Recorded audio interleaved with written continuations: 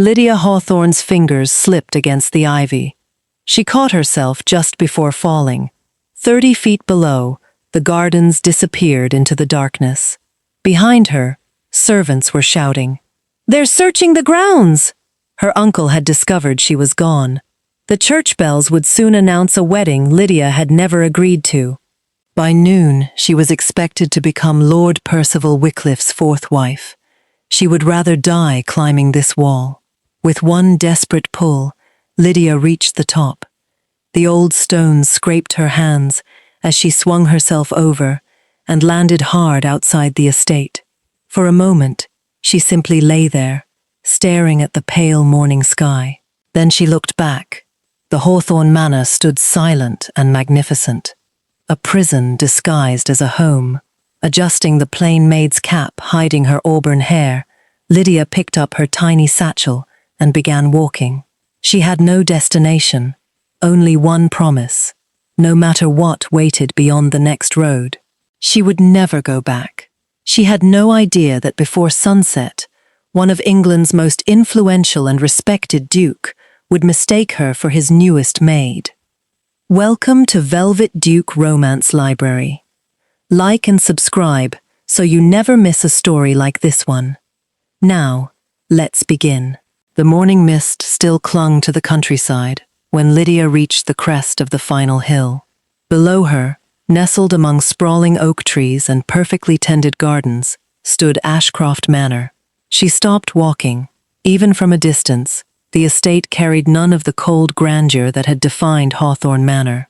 Its limestone walls glowed softly beneath the rising sun. Smoke drifted lazily from dozens of chimneys. Gardeners laughed together as they trimmed climbing roses. Stable boys hurried across the courtyard, carrying saddles, while maids opened tall windows to welcome the morning air. It looked lived in. The sight almost hurt. She had spent 22 years inside a magnificent house that had never once felt alive. Her stomach tightened. She had not eaten since the previous afternoon. The few coins inside her satchel would barely purchase a loaf of bread. She could continue walking, or she could risk asking whether the estate needed another servant. Only until she found somewhere safer. Only until she could decide what came next. Drawing a slow breath, Lydia adjusted the plain linen cap hiding most of her auburn hair and approached the servants' entrance at the side of the manor. The heavy oak door stood partly open. Before she could knock, it swung fully inward. A tall gentleman stepped outside, fastening a pair of black leather gloves. He nearly walked straight into her. Both froze. Lydia immediately lowered her gaze. "I'm terribly sorry, sir." The gentleman studied her for only a heartbeat before giving a small nod. "You've arrived earlier than expected." Lydia blinked. "I beg your pardon?" The journey from Pembroke Estate couldn't have been pleasant. He reached for the satchel she carried. "Allow me." Before she could protest, he had already lifted it effortlessly. She stared in complete confusion. "I think there has been a misunderstanding." At that exact moment, a stable boy came racing across the courtyard. "Your Grace." The young man bowed quickly, breathing hard. "The black mare has thrown a shoe." The gentleman sighed almost imperceptibly. "I'll be there directly." Turning back toward Lydia, his expression softened. "Mrs. Pembroke has been expecting you since dawn." Without another thought, he held the servant's door open. "Come inside before breakfast begins." Lydia remained rooted to the spot. Every instinct urged her to explain. She wasn't the maid they expected. She didn't belong here. She opened her mouth. Then another voice echoed from somewhere deeper inside the manor. "Your Grace." The gentleman glanced over his shoulder. "They've started serving breakfast." He looked back at Lydia with quiet patience. "Mrs. Pembroke dislikes anyone arriving hungry." A faint smile touched his mouth. "I've learned not to argue with her." For reasons Lydia could not explain, the kindness in his voice disarmed her.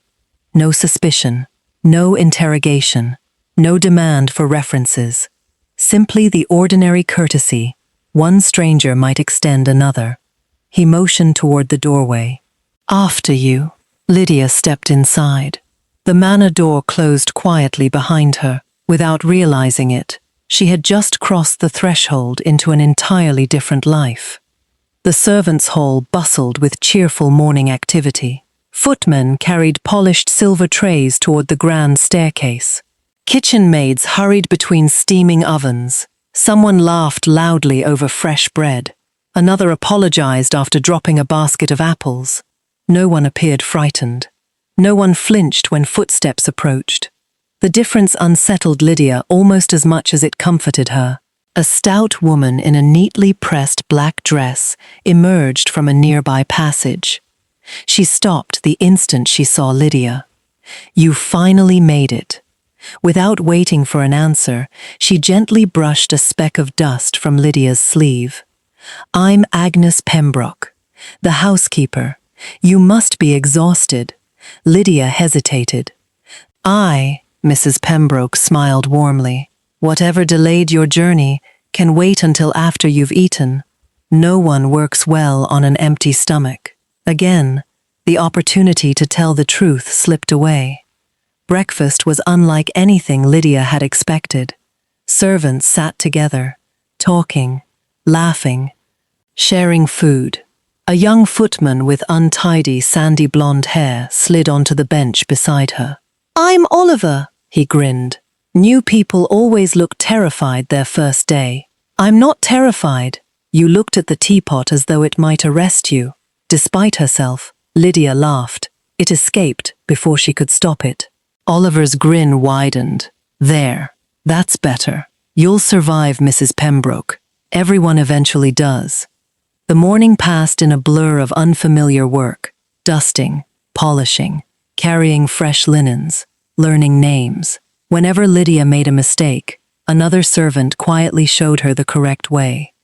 No shouting followed, no humiliation, no threats, only patience. Near midday, Mrs. Pembroke handed Lydia a basket of freshly folded linen. "These belong in the West Library." Lydia nodded. "I'll see to it." She climbed the sweeping staircase and found the enormous library standing open. Sunlight poured through towering windows. Thousands of leather-bound books lined polished mahogany shelves from floor to ceiling. She had never seen so many books gathered in one room. Almost unconsciously, she paused. Her fingers brushed lightly across a worn Greek volume resting on a nearby table. A familiar passage caught her eye. She smiled without thinking. Softly, almost beneath her breath, she translated the opening lines into English. "A good book remains faithful long after kingdoms forget their kings." A sentiment my grandfather admired greatly. The deep masculine voice came from behind her. Lydia spun around. Duke Lucien Ashcroft stood in the doorway. His expression wasn't accusing, it was curious. "You read Greek." It wasn't a question. Lydia's heartbeat stumbled. She had forgotten herself, completely. For one dangerous moment, the maid disappeared, and Lady Lydia Hawthorne had answered in her place. The silence stretched between them. Lucien regarded her thoughtfully, not suspiciously, simply interested. Outside the library windows, afternoon sunlight spread across Ashcroft Manor. Inside, neither of them realized that one forgotten sentence, spoken in an ancient language, had just changed the course of both their lives. The silence lingered only a heartbeat. Then Duke Lucien Ashcroft gently closed the ancient Greek volume. "I've always preferred reading that passage in its original language." Lydia quickly lowered her eyes. "I only recognized a few words, Your Grace." "A few?" There was the faintest trace of amusement in his voice.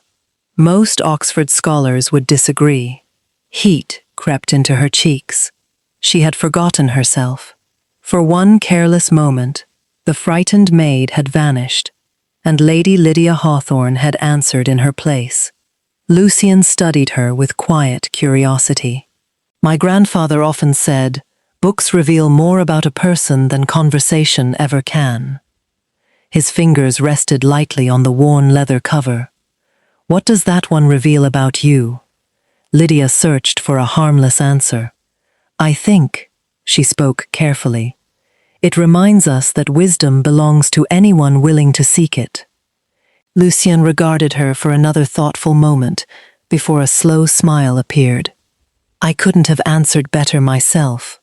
Without another question, he selected another volume from the shelf and disappeared deeper into the library. No interrogation, no suspicion, only curiosity. Lydia remained standing where she was. She had expected danger. Instead, she had been shown grace.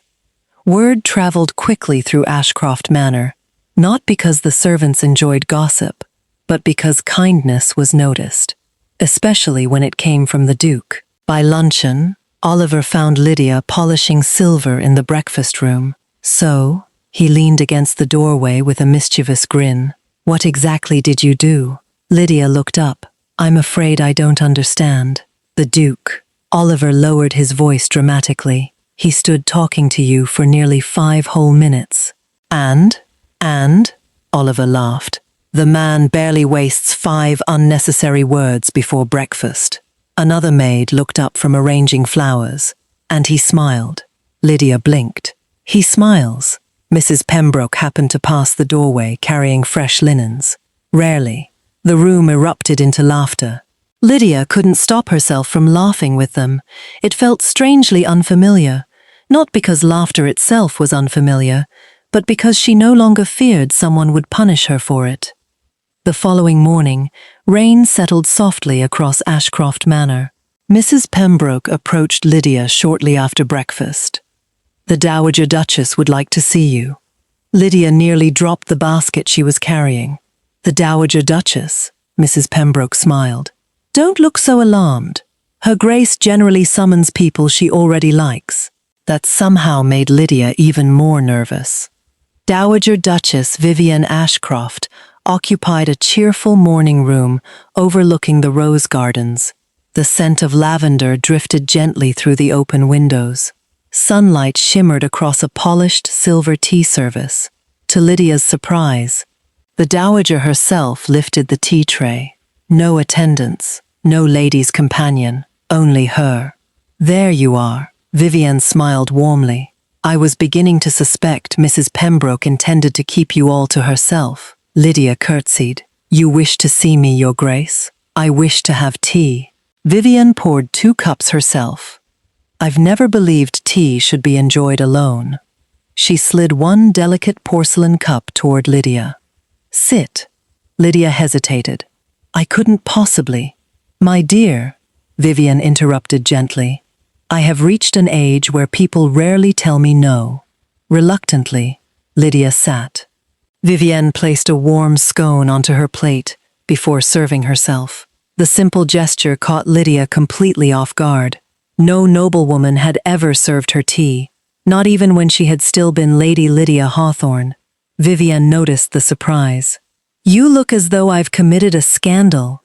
Lydia smiled despite herself. I simply wasn't expecting such kindness.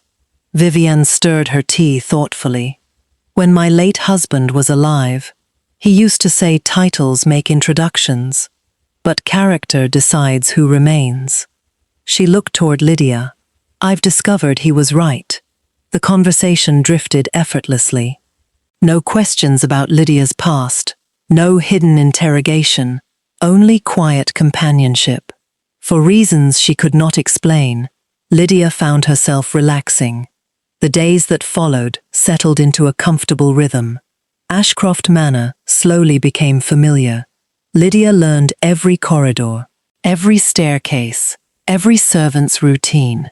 She noticed things others overlooked. Young Thomas from the kitchens secretly struggled to read.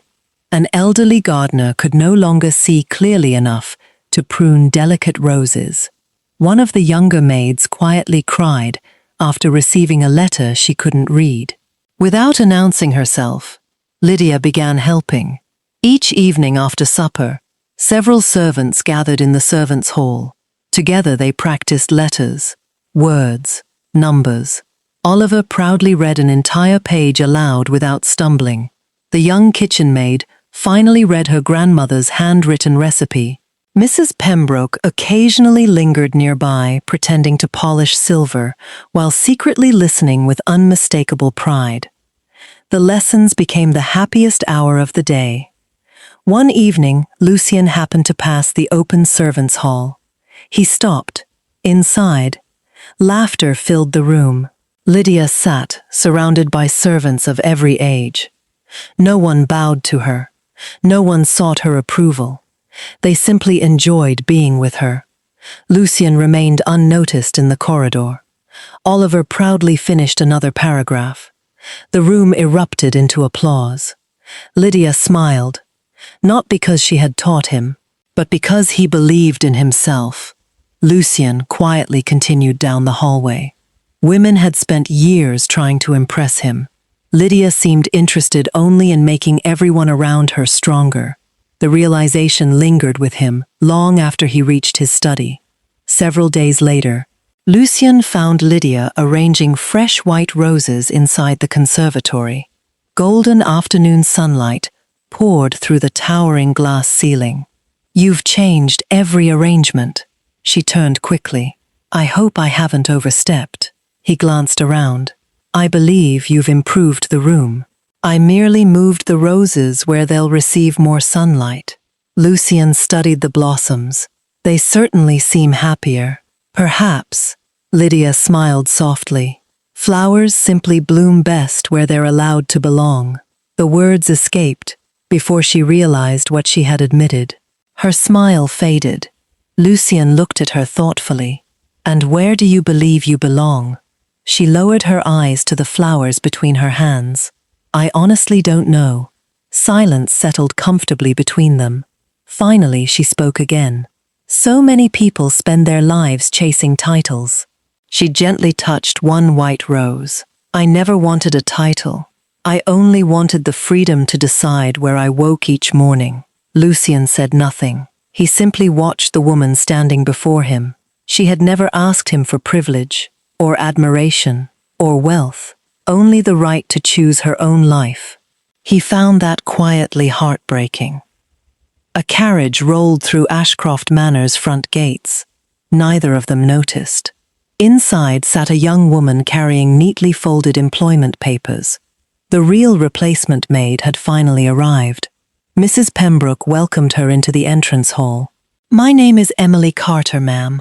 I've come regarding the maid's position from Pembroke Estate." Before Mrs. Pembroke could answer, Emily added hesitantly, "Oh, there is something else." She glanced toward the windows as if making certain no one else could hear. "When I left Pembroke, there were 2 gentlemen riding from village to village." Mrs. Pembroke frowned. They were asking everyone the same question. "What question?" Emily swallowed. "They were searching for a missing young lady. They offered quite a large reward." At that exact moment, Lucien entered the hall. He wasn't close enough to hear every word, but he saw Lydia. All the color had drained from her face. Her hands trembled ever so slightly. Fear, not surprise. Fear. Lucien said nothing. He simply watched. For the first time, he realized whatever Lydia was running from had begun following her. Rain fell steadily against the tall windows of Ashcroft Manor. Mrs. Agnes Pembroke frowned at the letter in her hand before looking toward the entrance hall. "Well," she sighed, "I suppose she's finally arrived." Lydia paused while folding freshly laundered linens. "Who has?" "The maid from Pembroke Estate." Mrs. Pembroke smiled apologetically. "Poor girl. Her carriage overturned nearly 2 weeks ago. We've only just received word that she's recovered enough to travel." Lydia's stomach tightened. She had always known this day would come. She simply hadn't expected to fear it so deeply. The young woman waiting inside the entrance hall looked barely 19. She clutched a weathered traveling case and a neatly folded letter of employment. "My name is Emily Carter. I've come regarding the maid's position." An uneasy silence followed. Before anyone could speak, Dowager Duchess Vivienne entered the hall. One glance told her something was wrong. Mrs. Pembroke quietly explained. Vivienne listened without interrupting. Then she smiled kindly at Emily. "My dear, I believe another opportunity would suit you even better." She looked toward Mrs. Pembroke. "The Dower House has needed a companion for some time." Mrs. Pembroke immediately understood. "The position offers better wages and private accommodations." Emily's anxious expression brightened instantly. "I would be honored." Within minutes, the matter had been quietly settled. No embarrassment, no accusations, no questions. As Emily happily followed another servant toward the Dower House, Lydia slowly looked toward the Dowager Duchess. Vivienne met her eyes, only for a moment. Then she gave the faintest reassuring smile. Lydia finally understood. She wasn't merely being tolerated. She was being protected. That evening, Lydia found Dowager Duchess Vivienne tending white roses in the western garden. Golden light lingered across the estate. "You knew." Vivienne continued trimming a bloom. "Yes. You never asked who I really was." "I didn't need to." Lydia frowned. "How?" Vivienne smiled. "Because servants apologize when they make mistakes. Ladies apologize when someone else makes one." Lydia looked puzzled. "A fortnight ago, when young Clara dropped an entire tray of china, you stepped forward before anyone spoke. You accepted the blame. You were prepared to lose your place here for someone you barely knew." She gently placed the white rose into Lydia's hand. "No etiquette book teaches that. No title creates it. Character does." Lydia lowered her eyes. "I was afraid." "I know." Vivienne rested a comforting hand over hers. "But fear has never been the strongest thing about you." Silence settled between them. Finally, Lydia whispered, "My name is Lydia Hawthorne." "I know." There was no surprise in Vivienne's voice, only warmth. "I've known almost from the beginning." Lydia stared. "You have?" Vivienne laughed softly. "You walk like a lady. You read like a scholar. You instinctively rise whenever an elder enters a room. And you still fold napkins, as though preparing a royal banquet. Despite everything." Lydia laughed. "So I've been rather obvious." "Oh no." Vivienne smiled. "You've been an excellent maid. You've simply never stopped being Lydia." Elsewhere inside Ashcroft Manor, Mr. Edwin Graves stood quietly inside the Duke's study. Several documents rested upon Lucien's desk. "What have you found?" Lucien asked. Graves hesitated. "The references supplied for Miss Lydia. They do not exist." "I suspected as much. There is more. The handwriting upon her employment papers belongs to no estate steward I've been able to identify." Silence followed. Finally, Graves asked, "What would you like me to do?" Lucien closed the papers. "Nothing." Graves blinked. "Your Grace? I asked you to discover whether she intended harm, not whether she had something to hide." "And?" Graves answered honestly. "No servant fears her. Nothing has been stolen. The household has become happier since her arrival." Lucien nodded once. "Then, until I learn otherwise, Miss Lydia remains exactly where she is." Graves allowed himself the smallest smile. "As you wish, Your Grace." The following afternoon, Lord Blackthorne returned from London, carrying several ledgers beneath one arm. "I've spent the last week examining Hawthorne Manor." Lucien looked up. "And?" "The numbers are impossible." He opened one ledger. "Profitable farms vanished from tax records." Another. "Investment accounts disappeared." Another. "Mortgages were taken against land that had already been sold." He looked directly at Lucien. "Someone has spent years quietly dismantling the Hawthorne estate." Lucien frowned. "And Lydia?" Blackthorne slowly closed the ledger. "I no longer believe she ran away from a marriage. I believe she escaped a conspiracy." As sunset settled over Ashcroft Manor, Lucien found Lydia standing beneath the old oak overlooking the western gardens. She smiled faintly. "I've been expecting this conversation." "So have I." Neither spoke immediately. Finally, Lucien asked, "What is your real name?" Lydia closed her eyes. There was no reason to hide any longer. "My name is Lydia Hawthorne. I ran away on the morning I was meant to marry Lord Percival Wycliffe." She quietly told him everything. Her father's death, her uncle's guardianship, the arranged marriage, the escape. When she finished, silence settled between them. "If you send me back," she whispered, "I won't fight you." Lucien looked toward the fading horizon, then back at her. "Thank you." She frowned.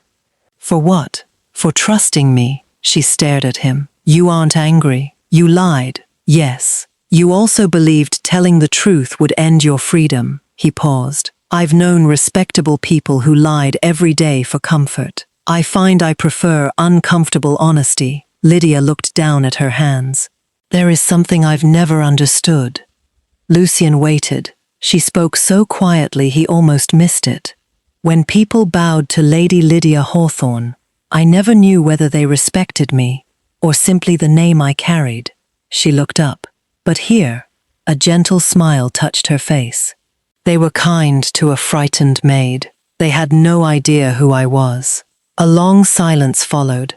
Then she whispered the words that would stay with Lucien forever. "Because if people were only kind to Lady Lydia Hawthorne, then I would never know whether they would have been kind to Lydia." Lucien said nothing. He simply looked at her. In that single moment, something inside him quietly changed. For years he had believed titles defined people. Standing before him was a woman who had willingly abandoned hers, simply to discover whether genuine kindness truly existed, and somehow she had restored his faith in it. Several miles away, a rider dismounted outside Hawthorne Manor. Lord Reginald broke the wax seal upon the letter. His expression slowly hardened. "So," he murmured, "Ashcroft Manor." Across the room, Lord Percival Wycliffe calmly set down his glass of brandy. "I assume she's been found." Reginald folded the letter. "Yes." Percival smiled. "Excellent. I shall finally have my bride." Reginald's own smile never reached his eyes. "You'll have her." He looked toward the darkening countryside beyond the window. "But first, I'm going to ruin the Duke foolish enough to stand beside her." For 3 peaceful days, nothing happened. No magistrates, no messengers, no demands from Hawthorne Manor. Ashcroft Manor continued exactly as it always had. Breakfast was served, gardens were tended, lessons continued each evening in the servants' hall. For the first time in weeks, Lydia allowed herself to believe she might truly have disappeared. She was wrong. The first carriage arrived shortly after 10. The second followed minutes later. By the time the third stopped before Ashcroft Manor, every servant had gathered discreetly behind the entrance hall windows. Black carriages, government seals, mounted constables. Oliver swallowed hard. "I don't think they're delivering invitations." Mrs. Pembroke immediately turned. "Everyone back to your duties." No one moved. Outside, one final carriage rolled to a stop. Its polished black door opened. Lord Reginald Hawthorne stepped onto the gravel drive. Behind him descended Lord Percival Wycliffe. Even from the doorway, Lydia felt every ounce of warmth leave her body. Percival looked exactly as she remembered. Impeccably dressed, perfectly composed. His silver-threaded waistcoat gleamed beneath the morning sun. His face carried the same calm expression that had frightened her more than shouting ever could. He smiled, not warmly, possessively, as though he had finally located something that belonged to him. The great entrance doors opened. Mr. Graves announced them with flawless composure. Lord Reginald Hawthorne, Lord Percival Wycliffe, Chief Magistrate Edwin Carlyle. The hall fell silent. A moment later, Duke Lucien Ashcroft descended the grand staircase with the same calm confidence that seemed to steady the entire household. Every measured step reflected complete control, his expression revealing neither surprise nor concern, despite the unexpected visitors waiting below. He stopped halfway down the staircase. "Gentlemen, what brings Parliament to my doorstep?" Parliament. The Chief Magistrate unfolded a document. "We are acting upon a formal complaint." Lord Reginald stepped forward. "My niece has been unlawfully concealed inside this estate." He pointed directly toward Lydia. "There she is." Several servants instinctively moved before anyone could ask them to. Oliver stepped in front of Lydia without thinking. Mrs. Pembroke quietly took her place beside her. Neither intended to surrender her without witness. Lord Percival smiled pleasantly. "My dear Lydia, you've caused everyone unnecessary concern." His voice remained perfectly gentle. "As your future husband, I've come to take you home." Lydia's hands trembled. "I am not going." Percival sighed softly, almost sympathetically. "You misunderstand. This was never a request." Lord Reginald faced Lucien. "You have knowingly harbored my legal ward. You have interfered with an arranged marriage recognized by law. You have obstructed my lawful guardianship." His expression hardened. "I expect her returned immediately." Silence settled across the hall. Lucien looked toward Lydia. She lowered her eyes. She already knew what he should do. Slowly, she stepped forward. "Your Grace." Every face turned toward her. "I'll go." Mrs. Pembroke looked horrified. "Lydia!" She forced herself to smile. "This has never been your burden." She looked toward the servants, toward Oliver, toward Mrs. Pembroke, toward Mr. Graves, finally, toward Dowager Duchess Vivienne. "I've already received more kindness here than I ever thought possible." Oliver shook his head. "No." Mrs. Pembroke quietly wiped away a tear. Dowager Vivienne simply watched Lucien, waiting. Lord Percival extended one gloved hand. "Come." Lydia stared at it. She remembered another hand, her father's, leading her through gardens when she was a little girl. She remembered promising herself she would never allow another person to decide the rest of her life. Yet here she stood, exactly where she had feared she would be. Her escape had failed. Slowly, she began walking, one step, then another, until she reached the center of the hall. Lord Percival smiled. "I knew you'd make the sensible decision." Before Lydia could take another step, a calm voice broke the silence. "No." The single word echoed through the entrance hall. Lucien stepped forward. He neither hurried nor raised his voice. He simply stood beside Lydia. "Lydia Hawthorne will not be leaving Ashcroft Manor today." Lord Reginald gave a short laugh. "I wasn't asking your permission. The law doesn't require it." Lucien met his gaze without flinching. "No, it requires justice." The Chief Magistrate unfolded another parchment. "Your Grace, unless evidence proving coercion is presented, the law recognizes Lord Reginald Hawthorne as Miss Hawthorne's legal guardian." He hesitated before continuing. "I must ask you to surrender her." The room fell completely silent. Lord Blackthorne stepped forward. "We're close." "Give me more time," Reginald smiled coldly. "You've already had weeks." "There is no evidence." Lord Percival adjusted one cuff. "I'll see that my wife is comfortably settled before nightfall." Lydia closed her eyes. "No, not again. Never again." She drew a slow breath before reaching beneath her collar. The small silver locket slipped into her hand. She gently placed it into Mrs. Pembroke's palm. "Would you keep this for me?" Mrs. Pembroke stared at her. "Lydia, if I don't return, I'd rather someone who treated me like family kept it." Mrs. Pembroke closed her fingers around the locket. "You are family." One by one, the servants nodded. Even Mr. Graves. Dowager Vivienne's eyes glistened, though her posture never wavered. Lord Percival's patience finally began to crack. "Enough. We're leaving." Lucien stepped between Lydia and the entrance. His voice remained steady. "If you intend to take Miss Hawthorne, you will do so over my objection." The chief magistrate looked genuinely troubled. Your Grace, I must remind you of the consequences. Lucien inclined his head. I know them. If you continue obstructing Parliament's order, the magistrate spoke carefully, you risk forfeiting your seat in Parliament, pending formal investigation, and should the Crown determine you knowingly interfered with lawful guardianship, your title itself may come under review. The warning settled heavily across the hall. Oliver looked as though he had stopped breathing. Mrs. Pembroke stared at Lucien. Even Blackthorne remained silent. Everyone understood what was being asked. One frightened young woman, or everything he had spent his life protecting. Lord Reginald smiled. The choice seems rather obvious. Lucien looked at Lydia. She silently shook her head. Please, don't. He understood. Then he turned back to the chief magistrate. I will appear before Parliament. I will answer every accusation. But until justice, not convenience, proves Miss Hawthorne belongs in that man's custody. His eyes settled firmly on Lord Reginald. She remains under my protection. For the first time that morning, Lord Reginald's composure fractured.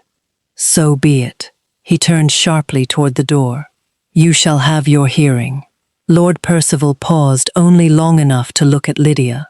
You escaped once. You will not escape twice. Without another word, the delegation departed. The great doors closed behind them. No one spoke. Because everyone inside Ashcroft Manor understood the same terrible truth. In 48 hours, Parliament would decide whether Lydia lost her freedom, or whether Duke Lucien Ashcroft lost everything. The newspapers reached Ashcroft Manor before Parliament ever did. Every edition carried some variation of the same headline: A Duke defies Parliament for a runaway bride. Some praised Lucien's courage. Others called him reckless. Most questioned whether any woman could possibly be worth sacrificing a duke's political future. No one inside Ashcroft Manor spoke about the newspapers, but everyone had read them. Lydia folded another stack of freshly laundered linen, then unfolded it, then folded it again. Mrs. Pembroke watched quietly before taking the basket from her hands. My dear, you've folded those sheets 3 times. Lydia managed a faint smile. I suppose I have. Mrs. Pembroke rested the basket on a nearby table. You cannot carry tomorrow before it arrives. I know, but worrying feels like the only thing I have left to do. The older woman gently squeezed her hand. No. You still have people who refuse to let you face it alone. At the same moment, Lord Blackthorne entered the Duke's study, carrying another bundle of documents. Lucien looked up immediately. Tell me you've found something. Blackthorne removed his gloves slowly. I've found enough to convince myself. Lucien's expression remained steady, but not enough to convince Parliament. Blackthorne nodded. Reginald destroyed too much. The remaining evidence suggests fraud. It doesn't yet prove conspiracy. Silence settled between them. Then Blackthorne spoke again. You can still step away. Lucien looked toward him. If you withdraw your objection, if you surrender Lydia before tomorrow, Parliament will likely consider this nothing more than poor judgment. You'll keep your seat. You'll keep your influence. You'll keep your future. Lucien walked slowly toward the library window. Outside, several servants crossed the courtyard carrying baskets of fresh flowers. Oliver laughed at something one of the gardeners had said. Life continued, quietly, ordinarily. He watched them for a long moment before speaking. When history remembers this week, his voice remained calm. I would rather be accused of protecting one innocent woman than praised for abandoning her. Blackthorne said nothing, because he knew there was nothing left to argue. Lucien had already made his choice. That afternoon, Lydia wandered alone through the western gardens. The roses were beginning to close beneath the fading light. She barely noticed them. One thought repeated itself endlessly. Everything was happening because of her. Lucien had placed his title, his reputation, his parliamentary seat, everything, between her and the life waiting at Hawthorne Manor. She could not allow that, not for her, not even for love. That evening, she returned quietly to her room. A small traveling bag rested upon the bed. Inside, she packed only what truly belonged to her, her mother's silver locket. A change of clothing, a few coins, nothing more. She looked slowly around the room. The little chamber had become the safest place she had ever known. She carefully folded her maid's apron, placed it neatly across the pillow, and smiled sadly. A soft knock interrupted the silence. "Come in." Dowager Duchess Vivienne entered. One glance at the traveling bag told her everything. "So, you've decided." Lydia lowered her eyes. "I hope to leave before anyone noticed." Vivienne quietly closed the door. "And where do you intend to go?" "I don't know, but it cannot be here." The dowager studied her carefully. "Do you love him?" Lydia answered almost before the question had ended. "Yes." The truth surprised no one, least of all herself. Vivienne smiled gently. "I suspected as much." Lydia clasped her hands together. "That is exactly why I have to leave. If I stay, he will lose everything. The title means nothing to him, but Ashcroft Manor does. The people here do. I cannot become the reason they lose him." Vivienne crossed the room. "My dear, there is something young people often misunderstand." Lydia looked up. "You cannot choose another person's sacrifice. If Lucien stands beside you, that decision belongs to him." Fresh tears gathered in Lydia's eyes. "I cannot ask him to pay such a price." "You didn't," Vivienne answered softly. "He chose it." Before dawn, Lydia quietly descended the servants' staircase. The manor remained silent. She left one letter upon Mrs. Pembroke's desk, another for Oliver, one final letter addressed to Lucien. She paused only once, looking back toward Ashcroft Manor. It looked exactly as it had the morning she first arrived. Warm, welcoming, home. She smiled through tears, then stepped outside. "You've become rather fond of leaving before sunrise." Lydia stopped instantly. Lucien stood beneath the old oak tree, hands folded behind his back, as though he had known she would come. "I read your letter." She looked away. "I hoped you wouldn't. You thanked me." "I meant every word." "You apologized." "I meant that too." He walked a little closer. Not enough to corner her, only enough that neither needed to raise their voice. "You believe leaving will save me." "Yes, it won't. The hearing will happen regardless. My decision has already been made." "Lydia, you are no longer carrying this alone." She desperately wanted to believe him, but loving someone sometimes meant walking away before they destroyed themselves for you. She lowered her eyes. "I wish that were enough." At that exact moment, Mr. Graves hurried across the courtyard. "Your Grace, a gentleman has arrived from Liverpool. He says he has recently come from America." Lucien frowned. "His name?" Graves unfolded the visiting card. "Nathaniel Whitmore." The name struck Lydia like a distant memory. Whitmore. She searched desperately through years of childhood conversations. Then, something her father had once laughed about surfaced with startling clarity. She whispered almost to herself, "The man who still signs his letters with blue ink." Lucien looked toward her. "What did you say?" Lydia stared into the distance. "When I was little, my father used to receive letters from America. I once asked why he always smiled before opening them. He told me." She frowned, remembering every word. "If anything ever happens to me, and you should ever need help, find the man who still signs his letters with blue ink." I never understood what he meant. She looked up suddenly. The letters. They were always signed in blue ink. "Nathaniel Whitmore." Lucien's expression sharpened. "Bring him in." Moments later, a distinguished gentleman in his 60s entered the courtyard carrying a weathered leather dispatch case. His silver hair had begun whitening with age. His travel coat still carried dust from weeks at sea. The moment he saw Lydia, his expression softened.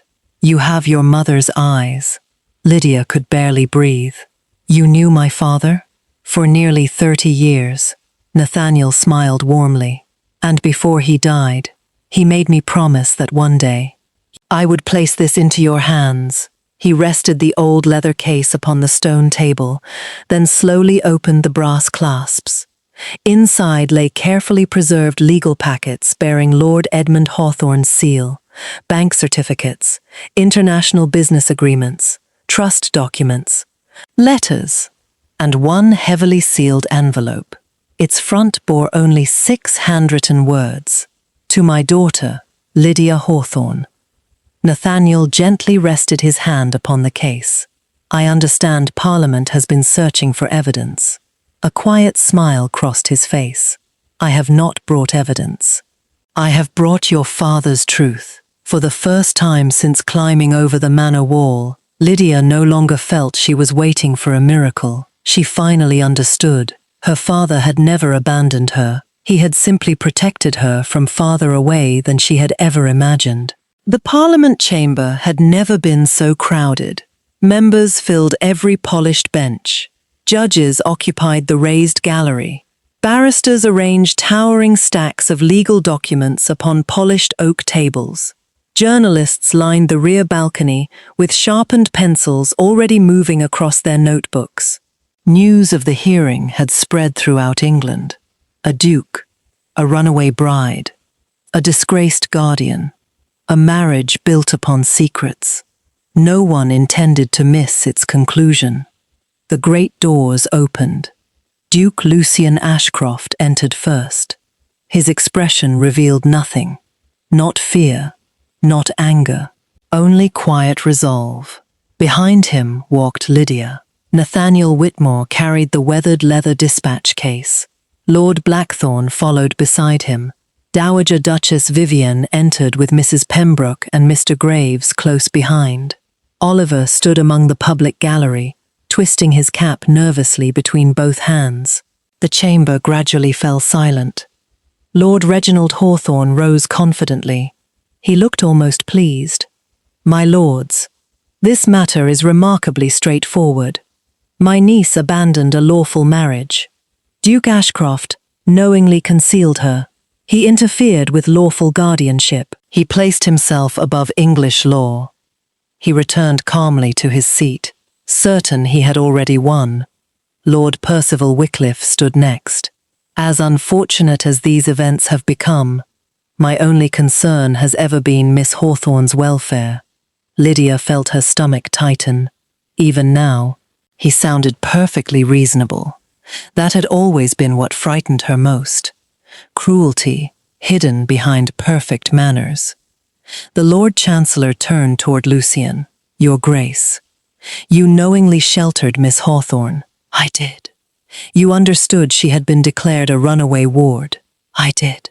"You understood your parliamentary seat and public office could be forfeited." "I did." The chamber stirred. The Chancellor asked quietly, "Knowing everything you know today, would you make the same decision again?" Lucien answered without hesitation. "Yes." A ripple of whispers swept through Parliament. The Chancellor studied him carefully. "You knowingly risked your office." Lucien met his gaze. "I knowingly protected someone who had no one else." The Chancellor nodded toward Nathaniel Whitmore. "We understand you possess new evidence." Nathaniel stepped forward carrying the old dispatch case. "I do." He carefully placed several sealed packets upon the evidence table. These contain Lord Edmund Hawthorne's overseas banking records, commercial agreements, trust documents, and personal correspondence. The clerk inspected every seal. Every one remained untouched. The chamber leaned forward. Nathaniel continued. "Years before his death, Lord Edmund quietly transferred Lydia's inheritance and dowry outside England. He believed someone within his own family intended to steal them." Gasps echoed throughout the gallery. Nathaniel looked directly toward Lord Reginald. "He trusted me to protect them." Lord Reginald immediately stood. I object. His voice carried confidently through the chamber. These documents originate overseas. They cannot possibly be verified. He turned toward Parliament. A clever forgery becomes no less a forgery simply because it travels across an ocean. Lord Percival rose beside him. My lords, it is remarkably convenient that such evidence appears only after my intended bride disappears. He smiled politely. Surely extraordinary claims deserve extraordinary proof. A murmur spread across the chamber. Several members nodded thoughtfully. For the first time that morning, doubt entered the room. Lydia felt her heart begin to sink. Nathaniel remained perfectly calm. I anticipated that objection. He reached once more into the dispatch case, removing a long mahogany document box. The late Lord Edmund anticipated it as well. He opened the lid. Inside rested 3 leather-bound registry books. Alongside them, official wax seal impressions, international banking certifications, and certified Crown commercial registrations bearing matching reference numbers already filed in England years earlier. Nathaniel handed them to the parliamentary clerk. One by one, every seal matched, every signature matched, every banking reference matched, every registry number matched. The clerk looked toward the Lord Chancellor. There are no discrepancies. The chamber fell completely silent. Lord Reginald's confidence visibly faltered. Nathaniel quietly unfolded one final letter. The late Lord Edmund requested that this passage be read publicly if Lydia's freedom were ever challenged. He handed the letter to the clerk. The clerk read aloud, "Should anyone attempt to barter my daughter's future for financial survival, let this stand as proof that I trusted neither circumstance nor my own brother." Another letter followed. "Nathaniel possesses every account beyond England." Then another. "Reginald's gambling has become impossible to ignore." Each sentence struck the chamber like another hammer blow. Lord Blackthorne approached next. "For the past several weeks, I have compared Lord Edmund's overseas accounts with the Hawthorne estate ledgers." He spread dozens of documents across the evidence table. Profitable farms disappeared. Mortgages were forged. Properties sold twice. Investment funds diverted. He looked toward Parliament. This fraud spans nearly 10 years. There is no innocent explanation. The final pieces locked together. The conspiracy stood exposed. Lord Percival suddenly stepped forward. His polished composure remained, but desperation now hid beneath it. "My lords, before this chamber reaches its decision," he turned toward Lydia, "I should like to speak to Miss Hawthorne." The Chancellor nodded cautiously. Briefly, Percival looked only at Lydia, his voice softened, almost gentle. "Lydia, you have always been emotional. No one would blame you for misunderstanding." He smiled exactly as he always had. Calm, patient, controlled. "One sentence. That is all. Tell Parliament you acted in confusion. You can still spare everyone. You can still save the Duke." The chamber watched in complete silence. Lydia slowly walked toward him. She stopped only a few feet away. For years, that calm smile had terrified her. Today, it held no power at all. She met his eyes steadily. "For a very long time, I believed your politeness meant you were a good man." A quiet pause settled over the chamber. Then she spoke the words that ended him. "I finally learned that politeness and kindness are not the same thing." She stepped back. "I will never confuse them again." No one spoke. There was nothing left to say. The Lord Chancellor slowly removed his spectacles. He looked first toward Lord Reginald, then toward Lord Percival, finally toward Lydia. "Miss Hawthorne, did you consent to this marriage?" "No." "Were you ever informed of these financial agreements?" "Never." The Chancellor nodded once. "That is sufficient." He rose. "This chamber finds overwhelming evidence of fraud, forgery, financial deception, abuse of legal guardianship, and conspiracy to unlawfully obtain the Hawthorne estate." He turned toward Lord Reginald. "You are stripped of every legal claim over Miss Lydia Hawthorne." 2 constables stepped forward. The irons closed around Lord Reginald's wrists. He offered no further protest. The Chancellor turned toward Lord Percival. "You knowingly entered a fraudulent agreement intended to obtain property through coercive marriage. This chamber refers your conduct to the Crown for immediate criminal prosecution." Constables approached him. This time, he did not smile. Finally, the Chancellor looked toward Lucien. "Duke Ashcroft, the accusations against you are dismissed in their entirety. Your parliamentary seat remains yours. Your honor remains beyond question." A quiet murmur of approval spread throughout the chamber. The Chancellor looked at him thoughtfully. It is not often this chamber discovers that compassion has served justice better than procedure.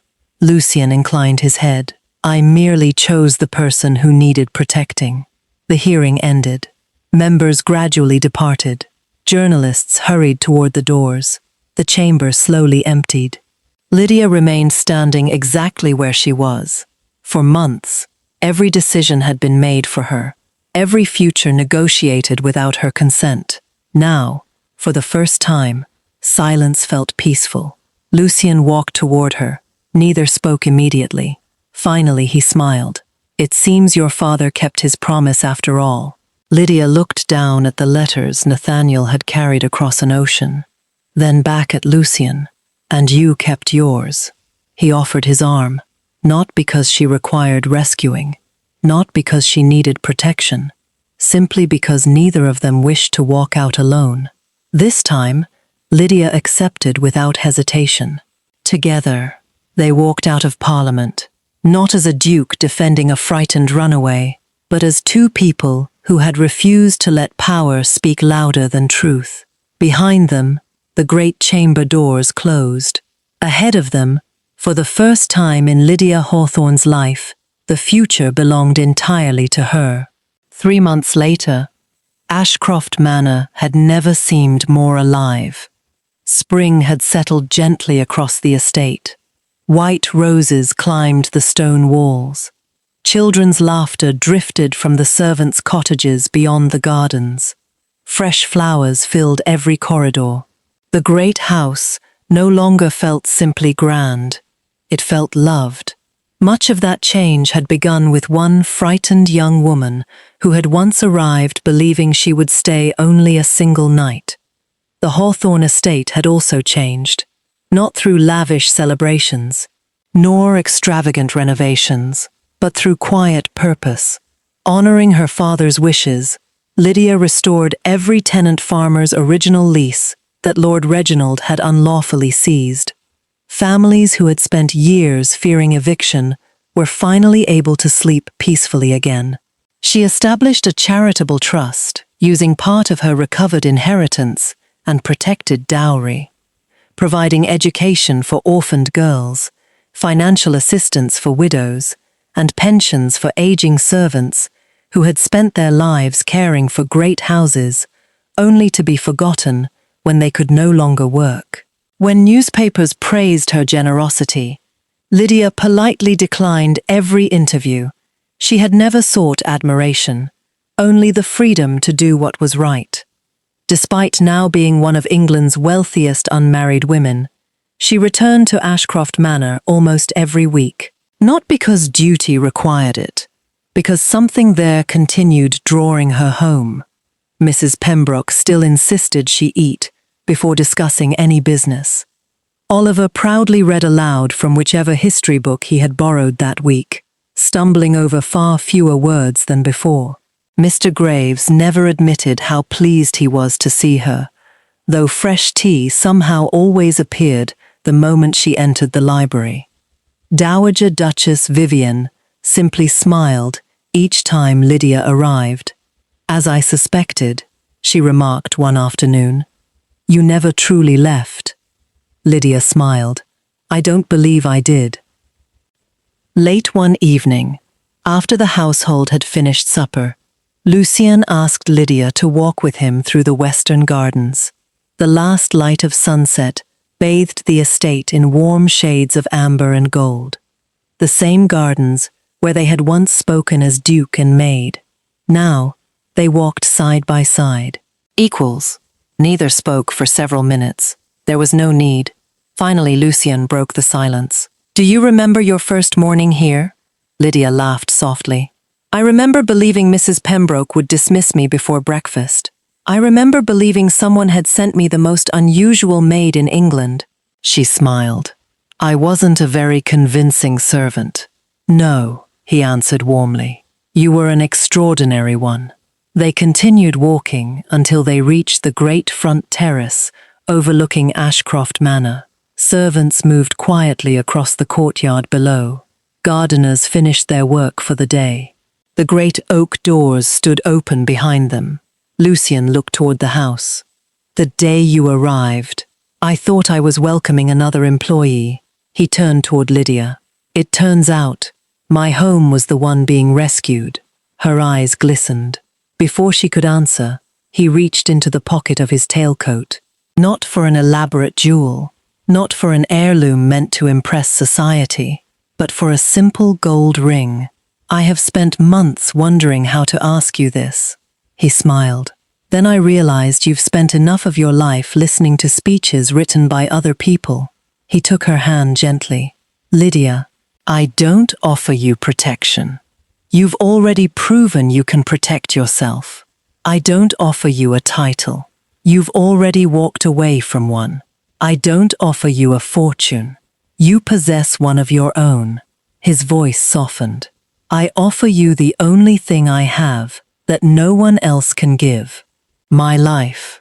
A quiet breeze stirred the roses around them. "Will you share yours with me?" For a long moment, Lydia simply looked at him. She remembered the terrified young woman who had climbed over a manor wall before dawn, believing freedom meant facing the world alone. She had been wrong. Freedom had never meant walking alone. It meant choosing who walked beside you. She smiled through happy tears. "Yes, this time, it is entirely my choice." Lucien slipped the ring onto her finger. Neither noticed the curtain in the drawing room quietly move. Mrs. Pembroke lowered it again with a smile. Oliver whispered something that made two maids laugh. Mr. Graves pretended not to have seen anything at all.